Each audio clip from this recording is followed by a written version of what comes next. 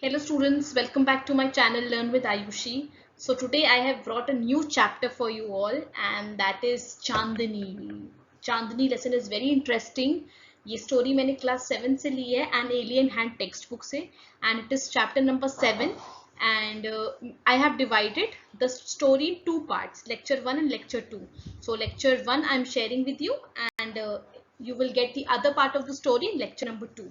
I hope you people will understand the story very well in this way. Next. So the contents that I am going to cover in this video lecture will be introduction. First, I am going to introduce what the story Chandni is all about. Then paragraph 1 will be explained line wise, followed by paragraph 2, paragraph 3, and then paragraph 4, along with keywords and meanings. The next part of the story you will get in my second video lecture. Okay, now without wasting any time, let's quickly start with the introduction. Introduction. By the word or by the title of the story, Chandini, what can you imagine? Chandini is basically a name given to someone who's beautiful, indeed, with the name Chandini. Let's get into the story and I will introduce you to the characters. Abu Khan. So Abu Khan kept goats as pets. So now Abu Khan is the person who used to keep the goats as pets. So you can guess that Chandani was a goat. Next, he loved his goats, but they left him one by one. He used to love his pets, but indeed what used to happen? They used to leave him one by one. Next, he bought a young pretty goat and called her Chandani. So who was Chandani? Chandani was a young pretty goat. She was so beautiful. Okay. Next, like other goats, Chandani too missed the hills. The other goats used to run away to the hills. Okay, they loved freedom. And same Chandani, she also used to sit there and stare at those hills. And she also craved for freedom like other goats. She told Abu Khan she must have heard freedom. So now she told Abu Khan that even she wants to go to the hills. She wants her freedom. She also wants to roam and enjoy and see the beautiful hills which were there. Next, the story of the dangerous wolf in the forest did not discourage Chandini. Abu Khan had a lot of pets and he used to keep the goats as pets. The goats used to feel very suffocated with Abu Khan, so they used to leave the rope in which Abu Khan used to tie the goats and they used to run away to the hills. Very strange thing was there that there was a dangerous wolf in those hills and he used to eat all the goats. Here, when Chandani told Abu Khan that she also wants her freedom, she also wants to go to the hill, Abu Khan told her the story of the dangerous wolf a lot of times. But then also Chandani did not get discouraged. Now let's quickly get into the story. I am very excited to read the story. Paragraph 1. Once upon a time, there lived an old man in Almora. So the name of the place was Almora. He was popularly known as Abu Khan. He lived all alone except for a few goats which he always kept as pets. He gave his goats funny names such as Kalua, Mungia or Gujri. He would take them out for grazing during the day and talk to them as one talks to one's own children. He was all alone and he used to talk to the goats as if he's talking to his own children. At night, he would bring them back to his little hut and put a string is a rope, round the neck of each goat. Poor Abu Khan was a little unlucky in that matter of his goats. Very often at night, one of the goats would pull and pull at the string till it broke loose. and then would disappear in the hills beyond. Goats in hilly regions hate being tied to trees or poles. They love their freedom. Abu Khan's goats were of the best hill breed. They too loved their freedom. So whenever they got the chance, they would run away, only to get killed by an old wolf who lived in the hills. So he had a lot of pets, but they used to run away. They used to pull that rope string around the neck and they used to run away. They used to love their freedom, and just to get their freedom, what used to happen? They used to get killed by an old wolf who lived in the hills. Clear? So, moving to the next paragraph. Yes, one more thing. In this paragraph, the word grazing means feeding. Okay, he would take them out for feeding them during the day to give them food, right? And string means rope. Next, paragraph 2. Let's see what happens further in the story. Whenever one of his goats disappeared, Abu Khan was very sad. He did not understand why even the juiciest grass and grains as corns that he gave them, and all the love that he showered on them would not stop these unfortunate goats from running straight into the jaws of death. Jaws of death means into the mouth of the wolf. Are these goats mad? He wondered. Or was it their love for freedom? But freedom meant struggle, hardship, even death. Abu Khan could not solve the mystery. One day, when all his goats had left him, Abu Khan said to himself, "No more goats in my house ever again. I may yet live for a few more years, but I'll live without goats." However, the poor old man was terribly lonely. He simply couldn't do without his pets. Very soon, he bought a young goat.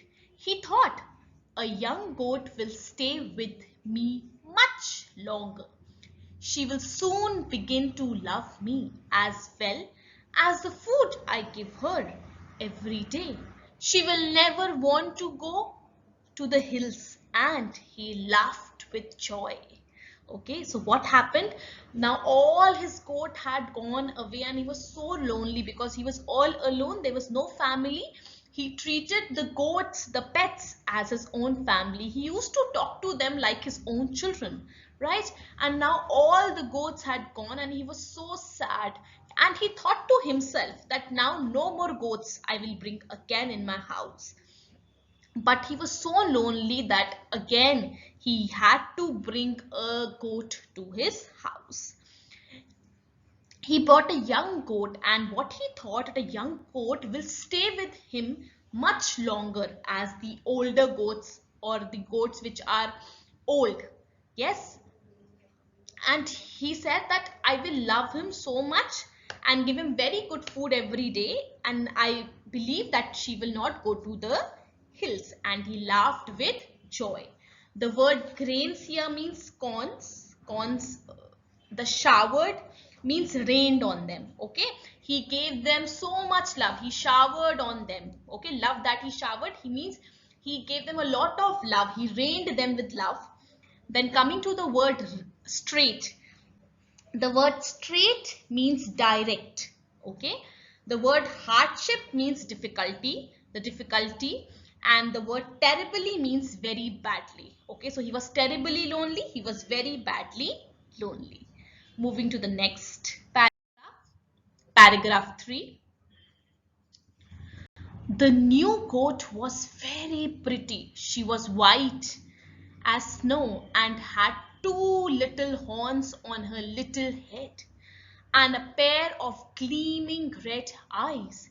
She had a friendly temperament and would listen to Abu Khan's tale with a lot of interest and affection. Abu Khan called her Chandni, which means moon's light. He loved Chandni and would narrate to her stories of all his friends who were dead and gone. Several years passed. Chandni was still there. Abu Khan believed that Chandni would never leave his compound for the free and fresh air of the hills beyond. Alas, he was mistaken again. Every morning, Chandni watched the hilltops bathed in the sunlight. How beautiful those hills are, she thought. How refreshing the breeze that blows through them. And how lovely to run across those green fields. She ran towards the hills but had to stop with a jerk. The rope round her neck would not let her go any further. How she hated that rope. So now he brought a new goat and she was very pretty. And he named that goat as Chandini. What does the word Chandini means? Chandini meant moonlight. Okay. Now moving next. The words in this stanza, the word gleaming means shining red eyes. She had beautiful shining red eyes. The word temperament meant nature. She had a friendly temperament. She had a friendly nature. But now what is happening here? Here when he brought Chandini as a goat and he thought that she will not leave him and not go away. But gradually even Chandini used to look at the hilltops and she also used to wonder that how refreshing the breeze would be there that blows through them. And she also wanted to run away to those green fields. But what used to stop her? The rope that was there in her neck. If you read the last line again, she ran towards the hills but had to stop with a jerk. The rope round her neck would not let her go any further. How she hated that rope. She even hated that rope which was there round her neck. Let's quickly go into paragraph 4. Paragraph 4. She stopped eating the green grass Abu Khan brought for her. So she now had stopped eating, nor did she listen to his stories with interest and affection. She lost her appetite, grew very thin, and stared moodily at the hilltops, bathed in sunlight. Abu Khan did not understand Chandini's anguish. At last, she decided to speak to him frankly. Dear Abu Khan, she said, let me go to the hills, please. If I stay on in your compound, I'll die. Now Abu Khan understood Chandini's problem, but it made him very unhappy. The earthen pot which contained Chandini's breakfast fell from his hands and broke into 1,000 pieces. Why do you want to leave me, Chandini? Abu Khan asked. I want to go to the hills, Chandini answered. Don't you like the food here? I'll give you tastier food and a much longer rope. No, thank you. Let me go to the hills. Do you realize the risk you are running, you obstinate creature? There is a dangerous wolf in the hills. He'll eat you up. Abu Khan did his best to warn her. Chandni answered, God has given me a pair of horns. I'll fight the wolf. So now when she used to look at those hills, even she wanted her part of freedom. Now she had stopped eating the green grass and nor did she listen to the stories. Earlier she used to listen to the stories of Abu Khan with great affection and interest, but gradually after some time she lost all her interest. She lost her appetite. Appetite is diet, whatever she used to eat very nicely before, but after that she had lost her appetite. She grew very thin. Of course, she was not eating anything, so she grew very thin. Abu Khan did not understand Chandani's anguish. Anguish is anger. He couldn't understand that why she is not eating properly, why she is not behaving properly, why she is not having interest in the stories, and he could not understand Chandani's anguish, her trouble, her pain. He couldn't understand. Next, do you realize the risk you are running, you obstinate creature? Obstinate creature means stubborn. She was getting very stubborn. She was after his life to give her freedom. And he had warned her best about the dangerous wolf which was there in the hills. Best to warn her, gave alarms, gave reasons why she should not leave him and go. But she said that God has blessed me with a pair of horns and I'll fight the wolf. So this is the first part of the story. Now moving to the next slide, we have keywords and the meaning. Grazing, feeding. String, rope. Grains, corn. Showered, rained. He rained her with love. Straight, direct. Hardship, difficulty.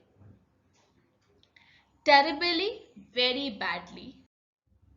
Next, appetite, hunger. Anguish, trouble. Obstinate, stubborn. Warn, give alarm. Gleaming, shining. Temperament, nature. I hope you people have understood the first part of the story. So please don't forget to like, share and subscribe to my channel Learn with Ayushi.